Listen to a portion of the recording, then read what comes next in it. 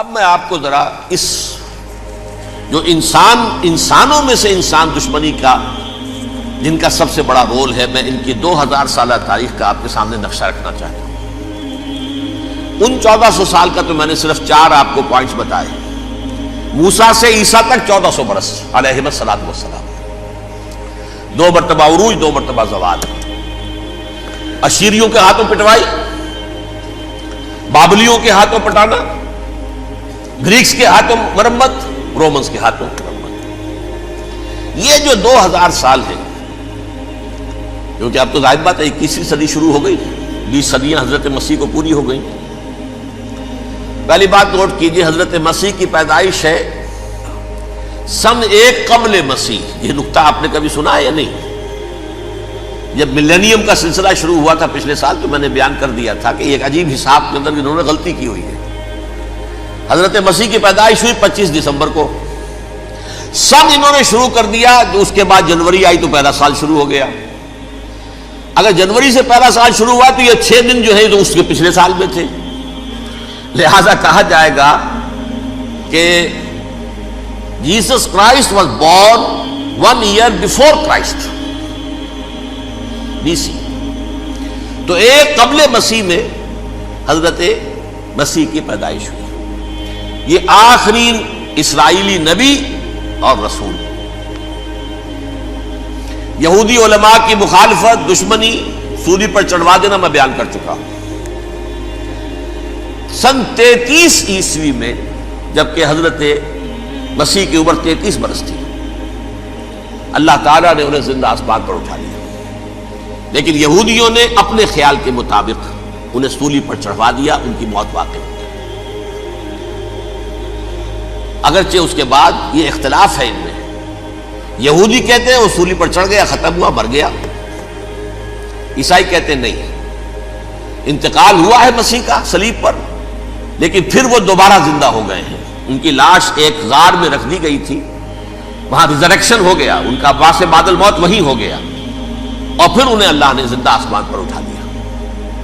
تو ہمارے اور عیسائیوں کے درمیان نوٹ کر لیجئے، یہ چیز مشترک ہے کہ حضرت مسیح آسمان پر زندہ اٹھائے گئے۔ فرق کیا ہے؟ وہ سمجھتے ہیں کہ سولی دیے گئے، سولی پر مرے، پھر زندہ ہوئے، پھر گئے۔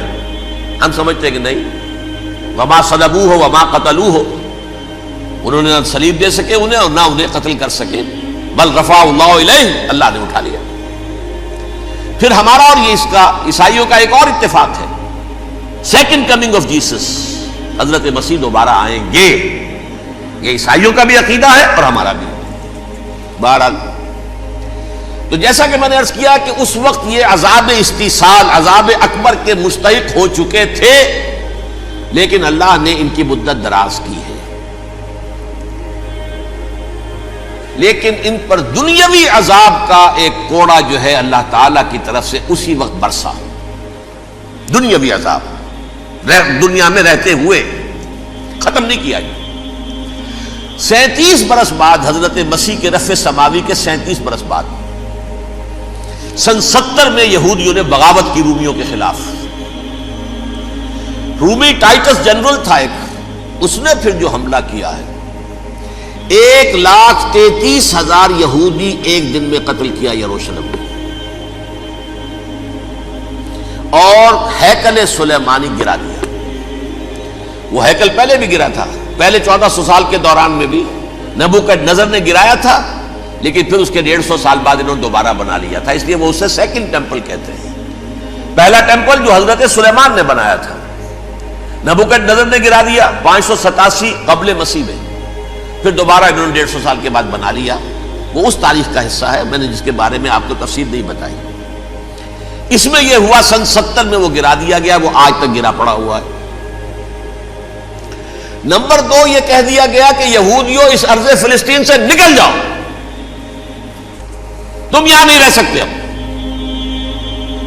لہذا جس کا جہاں سینگ سمایا چلا گیا، یورپ میں چلے گئے، ایشیا میں آ گئے، عرب میں آ گئے یہ 3 قبیلے جو رات بھی میں نے عرض کیا تھا، بنو قینقاع، بنو نذیر اور بنو قریظہ، یہ وہاں سے آ کے مدینے میں آباد ہو گئے۔ جس کا جہاں سینگ سمایا، افریقہ میں، ہندوستان میں، جہاں چلے گئے، ڈایاسپورا اسے کہتے ہیں، وہ آپ نوٹ کر لیجیے اس لفظ کو، ڈایاسپورا، ہمارا دور انتشار، جبکہ ہمیں ہماری اصل سرزمین تو فلسطین ہے، حضرت ابراہیم کا مسکن، حضرت اسحاق حضرت یعقوب کا مسکن فلسطین، یہ ہے ہماری اصل جاگیر، یہ تو ہماری جدی پشتی جاگیر ہے، لیکن یہاں سے نکال دیے گئے سن 70 عیسوی میں، اور وہاں سے لے کے 1917 تک ان کا ڈایاسپورا جاری رہا۔ یہ دور انتشار ہے۔ اس دور انتشار کے چند حصے ہیں جس کو میں چاہتا ہوں کہ آپ علیحدہ علیحدہ سمجھ لیں۔ دور انتشار کا جو پہلا جو ہے تقریباً 300 برس رومی حکمران تھے، وہ یہودیوں کے بھی دشمن تھے اور عیسائیوں کے بھی دشمن تھے، عیسائی اور یہودی ایک دوسرے کے بھی دشمن تھے، لیکن رومی سمجھتے تھے کہ یہ ایک ہی تھیلی کے چٹے بٹے ہیں۔ رومیوں کے نزدیک عیسائی بھی یہودیوں ہی کا ایک فرقہ تھے، کوئی علیحدہ مذہب تو تھا ہی نہیں، لہذا رومی جو ہیں رومنز وہ ان دونوں کو ستاتے تھے، مارتے تھے، اور یہ آپس میں لڑتے تھے، یہودی عیسائیوں کو مارتے تھے، عیسائی یہودیوں کو مارتے تھے۔ یہ ہے 300 برس تک کی تاریخ۔ سن 300 عیسوی میں کیا ہوا؟ ایک معجزہ ہو گیا۔ بہت عظیم ایمپرر کانسٹینٹائن، قسطنطین اعظم، رومن ایمپررز میں سے بہت بڑا ایمپرر، وہ عیسائی ہو گئے۔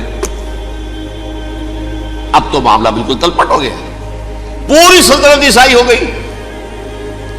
اب عیسائیوں کے عیش ہو گئے اور یہودیوں پہ مار پڑنی شروع ہوئی۔ اب عیسائیوں کا آپ خود سوچئے کہ جنہیں وہ خدا بنا بیٹھے ہیں، خدا کا بیٹا قرار دے رہے ہیں، ان کے قاتل کون؟ یہودی بدماش۔ لہذا ان کی وہ پٹائی شروع ہوئی ہے یورپ میں، پوری رومن امپائر میں انہیں ذلیل کیا گیا، شہروں میں آمد بند، علیحدہ رہو، گھیٹوز کے اندر رہو۔ یہودی کا نام جو ہے وہ گالی بن گیا، جیسے آج بھی یہودی گالی کہتے ہیں، جیسے خنزیر کا لفظ، آخر وہ بھی اللہ کی مخلوق ہے، لیکن آپ کو معلوم ہے کوئی شخص زبان پہ نام نہیں لانا چاہتا خنزیر کا، سور کا، ہے تو مخلوق وہ بھی ایک حیوان ہے۔ ایسے ہی یہ ہے یہودی گالی، جیو گیوٹ گالی۔ لہذا ایک طرف تو ان دونوں کے درمیان دشمنی، جس کو قرآن کہتا ہے وَأَغْرَيْنَا بَيْنَهُمُ الْعَدَاوَةَ وَالْبَغْضَاءَ، ہم نے ان کے مابین دشمنی جو ہے پیدا کر دی ہے۔ اور جب یہ پوری سلطنت عیسائی ہو گئی تو قافیہ تنگ ہو گیا یہودیوں کا۔ اب آئیے 571 عیسوی، یعنی جبکہ ڈایاسپورا کو کتنا عرصہ ہو چکا تھا؟ 500 برس۔ سن 70 سے شروع ہوا ڈایاسپورا، جب ٹائٹس نے گرایا ہے ہیکل کو اور نکال باہر کیا انہیں فلسطین سے، بھاگ جاؤ یہاں ایک یہودی بھی نہیں رہے گا، فلسطین سے نکال دیے گئے۔ اس کے پورے 500 برس بعد سن 571 عیسوی میں حضور کی پیدائش ہوئی، ولادت باسعادت محمد الرسول اللہ صلی اللہ علیہ وسلم۔ 610 میں آپ پر وحی کا آغاز ہوا، لیکن حضور کے ساتھ ان کا معاملہ کیا رہا؟ اول تو جبکہ حضور ابھی مکے ہی میں تھے، یہودیوں نے ریشہ دوانیاں شروع کر دی حضور کے خلاف۔ قریش مکہ کو سکھاتے تھے، پڑھاتے تھے، ان سے یہ پوچھو، ان سے یہ پوچھو، انہیں اس طرح تنگ کرو، ان سے یہ امتحان لو، یہ آپ کے علم میں ہے۔ سورہ بنی اسرائیل میں، سورہ کہف میں وہ سوالات جو امتحانی سوالات آئے تھے، ذوالقرنین کون تھا، اصحاب کہف کون تھے، تم رسول بنے پھرتے ہو تو بتاؤ، اور یہ روح کی حقیقت کیا بتاؤ، یہ ساری ریشہ دوانیاں کر رہے تھے بیٹھے ہوئے، ابھی وہیں پر حضور ابھی پہنچے بھی نہیں۔ ہجرت فرما کر حضور تشریف لے آئے تو حضور نے، جسے ماسٹر سٹروک کہا جائے گا، یعنی اسٹیٹس مین شپ کا ماسٹر سٹروک، آپ نے مدینے میں آتے یہودیوں کے ساتھ پیکٹ کر دیا، جوائنٹ ڈیفنس پیکٹ آف مدینہ، کہ اگر مکے والے ہم پر حملہ کریں گے تو ہم مل جل کر ایک قوم کی حیثیت سے مقابلہ کریں گے۔ یہ میثاق مدینہ کہلاتا ہے، جس کے بہت غلط معنی پہنائے جا رہے ہیں آج کل۔ بہرحال میں موضوع میرا چونکہ یہ نہیں، میں ادھر نہیں جاؤں گا، لیکن ہوا کیا؟ ہر مرتبہ یہ خیانت کے مرتکب ہوئے، ان نے جو عہد کیے تھے ان سے پھرے، اندر ہی اندر سازش، ریشہ دوانی، حضور کی بدترین دشمنی۔ سورہ نساء کی آیت نمبر 12 میں 14 میں 13 میں فرمایا ہے لا تزال تطلع علی خائنۃ منہم، اے نبی ہمیشہ آپ کے علم میں ان کی طرف سے خیانتیں، بددیانتیاں آتی رہیں گی. اور بار بار وہ مسلسل جنگ کی آگ بھڑکاتے تھے. قریش کو دعوت دیتے، آؤ آؤ آؤ ہم اندر سے بغاوت کر دیں گے، تم آؤ تو صحیح، ختم کریں محمد کو اور اہل ایمان کو صلی اللہ علیہ وسلم ورضی اللہ تعالی عنہم اجمعین. لیکن پھر جب وہ آتے تھے تو یہ دبک جاتے تھے، ان میں ہمت نہیں تھی، میدان کے مرد نہیں رہے تھے. یہ سورہ حشر میں ان کا نقشہ کھینچا گیا ہے. کھلے میدان میں مقابلے کی اس کے اندر صلاحیت ہی نہیں. یہ تو فصیلوں کے پیچھے سے، جیسے عورتیں کہیں دیہات میں لڑائی ہوتی ہے تو مرد جو ہے گلیوں میں لڑتے ہیں، عورتیں اوپر سے پتھر پھینکتی ہیں، بس وہ کام یہ کر سکتے تھے. من ورائے جدر، فصیلوں کے پیچھے سے، جنگ میں میدان میں نہیں آ سکتے. بہرحال قرآن مجید میں ہے یہ سورہ مائدہ کی آیت نمبر 64، کلما اوقدوا نارا للحرب اطفاها اللہ. اکثر و بیشتر مواقع پر تو یہ جب آگ بھڑکاتے تھے جنگ کی، اللہ اسے بجھا دیتا تھا. لیکن بہرحال اس کے باوجود جنگیں ہوئی، غزوہ بدر، غزوہ احد ہوئی کہ نہیں. یہ ساری اس اصل شرارت میں، اور اس کے نتیجے میں حضور نے پھر ایک ایک کر کے 3 قبیلوں کو سزا دی.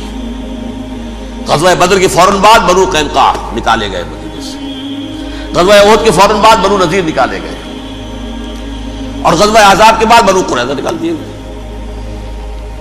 یہ تو میں نے آپ کے سامنے رکھ دیا صرف حضور کے زمانے میں ان کا کیا رویہ رہا. دشمن، رات بھی ہم نے وہ آیت پڑھی تھی، لَتَجِدَنَّ أَشَدَّ النَّاسِ عَدَاوَةً لِلَّذِينَ آمَنُوا الْيَهُودُ وَالَّذِينَ أَشْرَكُوا. اہل ایمان کی دشمنی میں شدید ترین تم پاؤ گے یہودیوں کو اور مشرکین. مشرکین بھی بعد میں ہے، پہلے یہودی. حضور کے بعد کیا ہوا اب یہ نوٹ کیجئے، یہ ان کی تاریخ کا دوسرا دور. حضرت عمر رضی اللہ تعالیٰ عنہ کا عہد خلافت ہے. بیت المقدس کا محاصرہ کیا گیا، فصیل بڑی اونچی،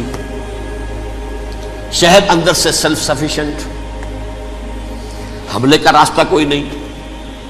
محاصرہ طول کھینچ رہا ہے لیکن ان کے پاس رسد بھی موجود ہے، پانی بھی موجود ہے، وہ دروازے بند کر کے بیٹھے ہوئے ہیں. بالآخر اللہ تعالیٰ کی مشیت کا ظہور کیسے ہوا؟ ان کے کچھ علماء آئے فصیل پر، کہا دیکھو مسلمانوں، تم قیامت تک بھی یہاں پڑے رہو گے محاصرہ کر کے، ہمارا یہ شہر فتح نہیں ہوگا. ہاں ایک درویش بادشاہ کے ہاتھوں یہ شہر فتح ہونا ہے، لیکن تمہارے اندر ہمیں وہ نظر نہیں آ رہا. ابو عبیدہ بن الجراح رضی اللہ تعالی عنہ، امین هذه الامہ، ان کا فوراً ذہن گیا وہ درویش بادشاہ مدینے میں بیٹھا ہوا ہے، عمر رضی اللہ تعالی. اب ایک اور عمر بھی ہے جو قندھار میں بیٹھا ہے. نقشہ وہی ہے، سادگی کی حد تک نقشہ وہی، بالکل وہی، اپنی آنکھوں سے دیکھا ہے وہی سادگی. عمر اول، عمر ثانی تھے عمر بن عبد العزیز. اب ایک اللہ کے فضل سے اللہ تعالیٰ ایدہ اللہ بنصرتہ، اللہ تعالیٰ ان کی نصرت فرمائے، دشمنوں کو ان کے مقابلے میں نیست و نابود کرے. انہوں نے ریکویسٹ بھیج دی کہ حضور تشریف لائیے، یہ شہر فتح ہو جائے گا. وہ ہے سفر تاریخی، اتنا طویل سفر، تقریباً 700 میل، ایک اونٹ، ایک خادم، ایک منزل پہ امیر المومنین اوپر بیٹھے، خادم آگے چل رہا ہے، اگلی منزل پہ خادم اوپر بیٹھا ہے، امیر المومنین آگے جا رہا ہے. اور جب پہنچے ہیں تو وہ باری تھی خادم کی. انہوں نے ہاتھ جوڑ دیا، حضور خدا کے لیے تم کیا کہیں گے لوگ، وہ میرا برا حال کر دیں گے، تمہیں شرم نہیں آئی؟ امیر المومنین پیدل آگے چل رہے، نکیل پکڑ کر، اور تم بیٹھے ہو اوپر براجمان ہو. حضرت عمر فرمایا الدور دورک، نہیں باری تمہاری ہے، بیٹھ. اس حال میں پہنچے ہیں.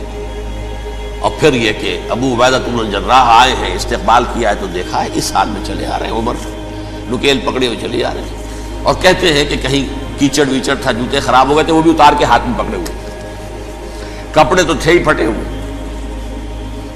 انہوں نے کہا کہ حضرت ابو عبیدہ نے، دیکھیے یہ بڑا متمدن ملک ہے، بڑا مہذب علاقہ ہے، یہ آپ ذرا حلیہ اپنا دوست فرما دیں تب جا کے پیش ہم آپ کو کریں گے. آپ نے فرمایا نحن قوم اعزنا اللہ بالاسلام، ہم وہ قوم ہیں جنہیں اللہ نے عزت دی ہے اسلام کے ذریعے سے. کپڑوں کے ذریعے سے نہیں، دولت کے ذریعے سے نہیں۔ اسی حال میں گئے ہیں، اوپر سے انہوں نے کھڑے ہو کر نشانیاں دیکھی ہیں، اپنی کتابیں کھولی، ہاں یہ وہی ہے، اچھا لو جی سرنڈر، شہر تمہارے ہاتھ میں۔ خون کا ایک قطرہ نہیں بہا اور بیت المقدس فتح ہو گیا۔ لیکن اس وقت حضرت عمر نے ایک نرمی یہ کی کہ یہودیوں کے لیے بھی اسے اوپن سٹی قرار دے دیا۔ یہ احسان عظیم حضرت عمر کا۔ اس سے پہلے یہودی آ ہی نہیں سکتا تھا، داخل ہی نہیں ہو سکتا تھا، وہاں وہ آ کر وزٹ نہیں کر سکتا تھا، زیارت نہیں کر سکتا تھا اپنے مقدس مقامات کی۔ حضرت عمر نے یوں سمجھیے کہ تقریباً 550 برس کے بعد ان کے لیے راستہ کھولا ہے کہ ہاں تم آ سکتے ہو، زیارت کر سکتے ہو۔ لیکن یہ عیسائیوں نے لکھوایا معاہدے کے اندر، انہیں یہاں آپ آباد ہونے کی اجازت نہیں دیں گے، لیکن کم وزٹ دی پلیسز، دیکھیں زیارتیں کریں اور جائیں۔ یہ معاہدہ حضرت عمر کا ہے رضی اللہ تعالیٰ، جو پھر خلافت راشدہ کے بعد بنو امیہ نے بھی اس کو آرڈر کیا، بنو عباس نے کیا۔ پھر جو ہمارے یہ ترکوں میں اندر خلافت آئی تو ترک خلفاء نے بھی اس معاہدے کی پوری پابندی کی۔ فلسطین میں آ سکتے ہیں یہودی صرف زائرین کی حیثیت سے، وہاں آباد نہیں ہو سکتے۔ اب آئیے اگلا دور آیا حضرت عثمان کا دور خلافت۔ یہ ہے وہ وقت کہ اب یہود نے امت مسلمہ کی پیٹھ میں چھرا گھونپا۔ وہ کیسے؟ ایک یہودی عبداللہ ابن سبا اسلام کا لبادہ اوڑھ کر آ گیا، معاشرے کا جائزہ لے لیا۔ ان میں بنو ہاشم اور بنو امیہ میں جو پرانی کشاکش تھی اس کے کچھ نہ کچھ جراثیم باقی ہیں، اگر ان کو ذرا بھڑکا دے تو مسلمانوں میں انتشار پیدا ہو جائے۔ کہا یہ عثمان کون ہے؟ یہ تو بنو امیہ میں سے ہے، یہ حق تو بنو ہاشم کا ہے، خلافت ان کے پاس ہونی چاہیے، محمد کے تو رشتہ دار وہ ہیں صلی اللہ علیہ وسلم۔ عوام الناس کے اندر بات پھیلنی شروع ہوئی۔ پھر ایک بڑی سازش کے انداز میں حضرت عثمان کے خلاف پروپیگنڈا، حضرت عثمان کے جو عاملین تھے، گورنر تھے، ان کے خلاف پروپیگنڈا، اور ایسی ہوشیاری کرتے تھے کہ کوفے میں کوفے کے حاکم کے خلاف کچھ نہیں کہنا، اجی مصر میں یہ ہو رہا ہے، اجی شام میں یہ ہو رہا ہے، اجی یہ جو عثمان ہے وہ یہ کر رہا ہے، یہ ظلم ہو رہا ہے، یہ لوٹ مار ہو رہی ہے، یہ خیانتیں ہو رہی ہیں۔ اب نہ تو اس زمانے میں مینز آف کمیونیکیشن، کیسے تصدیق کریں؟ افواہیں تو آپ آج کراچی کے اندر شروع ہو جائے تو پتہ نہیں چل سکتا کسی کو کہ کیا اس میں صداقت ہے، کیا جھوٹ ہے۔ اور بری بات جو ہے فطرت انسانی کی کمزوری ہے، وہ فوراً قبول کرتا ہے، کسی کے بارے میں اچھی بات ماننے کو تیار نہیں ہوتا، لیکن بری بات تو فوراً تیار۔ بہرحال یہ فتنہ انہوں نے اٹھایا، حضرت علی کی الوہیت کا فتنہ اٹھایا، حضرت عثمان کے خلاف الفتنۃ الکبریٰ برپا کیا، حضرت عثمان شہید ہوئے۔ اس کے بعد 5 برس تک مسلمان ایک دوسرے کی گردنیں کاٹتے رہے، باہمی خانہ جنگی ہوئی۔ امت کو وہ زخم لگایا ہے جو آج تک جس سے خون رس رہا ہے۔ یہ شیعان عثمان اور شیعان علی تھے جو بعد میں پھر سنی اور شیعہ ہو، اور آج تک فتنہ کس نے جگایا؟ ایک عبداللہ ابن سبا یہودی اور اس کے کارندے، شیطان کا ایجنٹ، اور انسانوں میں سے بھی اس کے جو بھی حواریین تھے اور شیطانوں کے اندر سے بھی تھے، انہوں نے بھی اس آگ کو بھڑکایا۔ یہ آپ سوچ لیجئے کہ یہ کس نے وہ زخم لگایا؟ یہودی۔ اگلا دور آیا، خلافت راشدہ ختم ہوئی، بنو امیہ کا بھی دور کافی گزر گیا۔ طارق ابن زیاد 712 عیسوی میں حملہ کرتے ہیں اسپین پر۔ اسپین اس وقت عیسائیت کا بہت بڑا گڑھ، بڑے کٹر ترین عیسائی جو ہے وہ اسپین میں تھے، لہذا یہودیوں کی وہاں بہت پٹائی ہوتی تھی، بہت پٹائی ہوتی ہے، میں بتا چکا ہوں، دشمنی تھی ان کی تو چلی آ رہی تھی عیسائیوں کے ہاتھوں یہودیوں کی۔ وہ تو سن 300 عیسوی سے ایمپرر کانسٹنٹائن کے بعد سے شروع ہو گئی تھی۔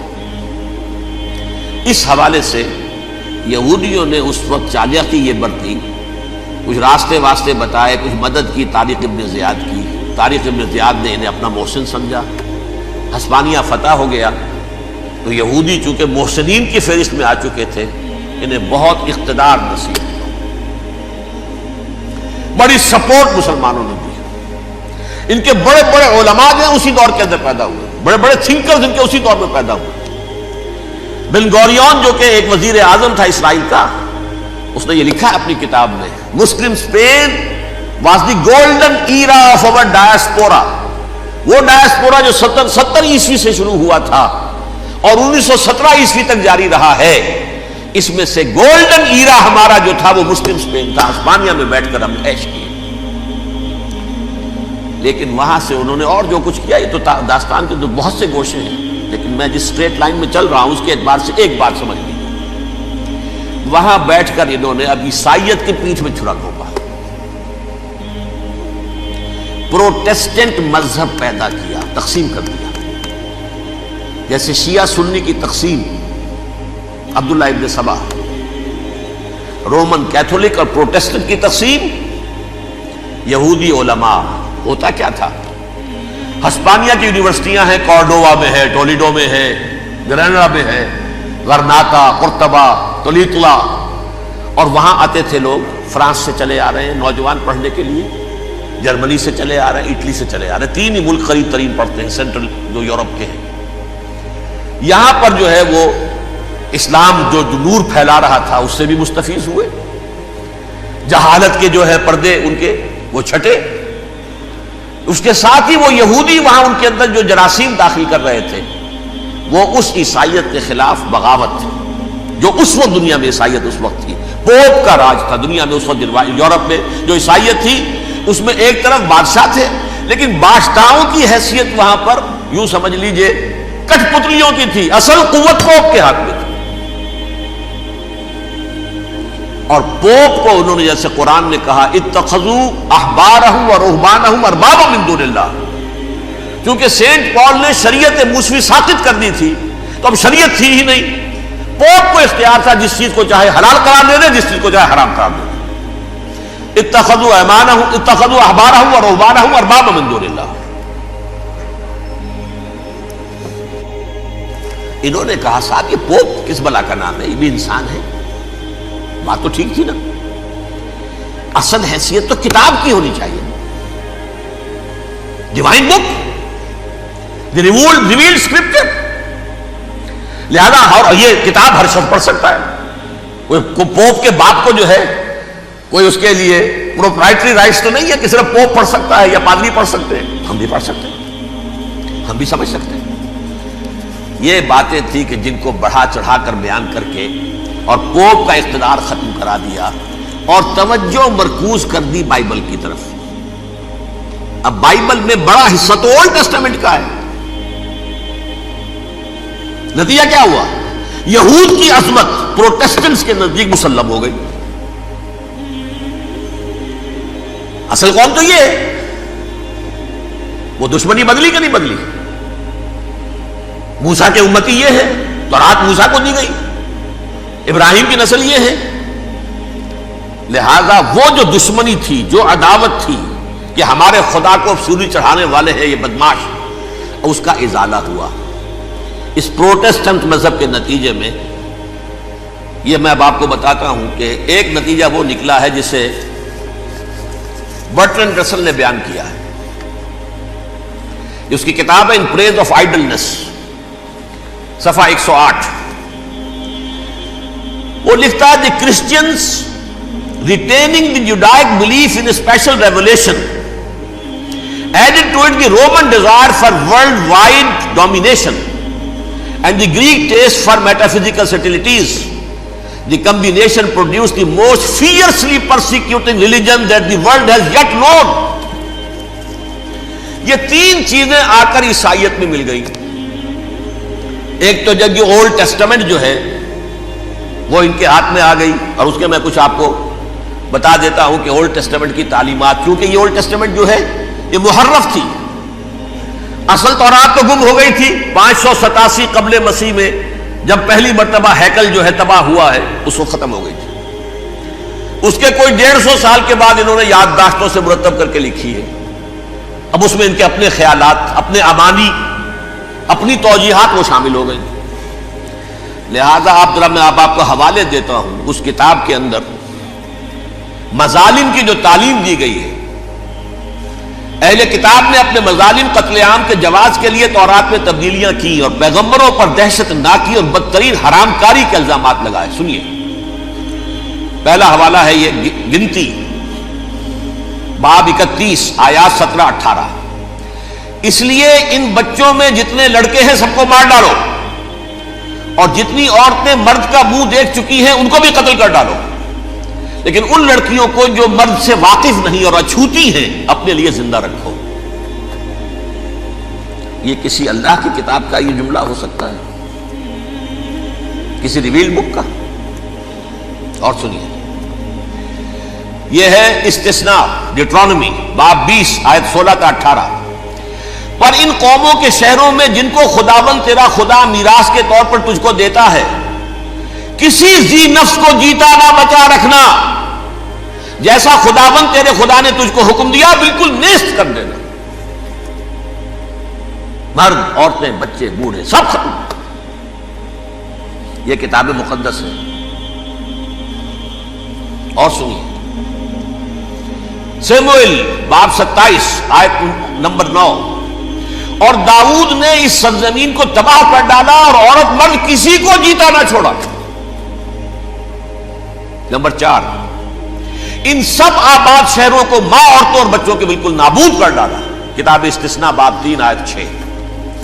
یہ ہے جو کہہ رہا ہے برٹرینڈ رسل، کرسچینٹی میں آ کر بھی 3 چیزیں شامل ہو گئی. ایک تو یہ باربیرین یہ تعلیم جو ہے، اور یہ مذہب کے نام پہ تعلیم، یہ کتاب مقدس کی تعلیم. نمبر 2، رومنز کے اندر جو ایک تمنا تھی ورلڈ ڈومینیشن کی، وہ عیسائیت کے اندر آ گئی. اس لیے کہ پوری رومن امپائر جو ہے عیسائی ہو گئی، تو اسے وراثت کے اندر ورلڈ ڈومینیشن کی جو ایک تمنا تھی وہ مل گئی. اور پھر یہ کہ انہوں نے جو توہمات تھے یونانیوں کے، ان کو بھی اپنے ہاں مختلف شکلوں کے اندر جمع کر لیا. ان 3 چیزوں کا the combination produced the most fiercely persecuting religion that the world has yet known. اس کے نتیجے میں دنیا میں تاریخ انسانیت کے اندر جو بدترین خوخار ترین مذہب ہو سکتا ہے، وہ شکل عیسائیت نے اختیار کی. اور اس کا مظہر عتم کیا تھا؟ نوٹ کیجیے، صلیبی جنگیں. ایک بات ٹائم ٹیبل کے اعتبار سے نوٹ کر لیجئے گا. فرسٹ ملینیم ختم ہوا، سیکنڈ شروع ہوا. ان کے 1000 سال ختم ہوئے تو 11ویں صدی میں سیکنڈ ملینیم شروع ہوا، تو پہلی صلیبی جنگیں ہوئی. لاکھوں مسلمان قتل کیے. صرف یروشلم کے اندر اتنا خون بہایا ہے کہ خود ان کے ہسٹورینز لکھتے ہیں کہ جب ان صلیبیوں نے جب گھوڑوں کے ساتھ وہ چل رہے تھے گلیوں میں، تو ان کے گھوڑوں کے گھٹنوں تک خون کی ندی بہ رہی تھی. جہاں سے گزرے ختم کرتے چلے گئے، آبادیاں کی آبادیاں ختم کر. اگرچہ اس کروسیڈ میں گیہوں کے ساتھ گھن بھی پسا، یہودی بھی بہت مارے گئے. یہ فرانس سے، جرمنی سے جب یہ کروسیڈرز آ رہے تھے، 3000 میل کا سفر طے کر کے آئے تھے. سوچئے تو صحیح. اربن ثانی پوپ جو تھا، آگ لگا دی تھی اس نے پورے یورپ کے اندر. شرم سے ڈوب مرو، تمہارے مقدس علاقے مسلمانوں کے ہاتھ میں. انفیڈلز، یہ کافر، یہ مرتد، یہ ملحد. مسیح جہاں پیدا ہوا، مسیح کو جہاں سولی دی گئی، وہ کہاں ہے؟ ان کے ہاتھ میں. وہ آگ لگائی ہے، 3000 میل کا فاصلہ طے کر کے یہ لوگ قومیں آئی ہیں، اور جو تباہی مچائی ہے. تاریخ انسانی میں ایسی بربریت کی کوئی مثال. اور یہ ان کے اپنے ہسٹورینز لکھتے ہیں شرم کے بارے میں. ایسے محسوس ہوتا ہے جیسے ان کی گردنیں جھکی جا رہی ہیں.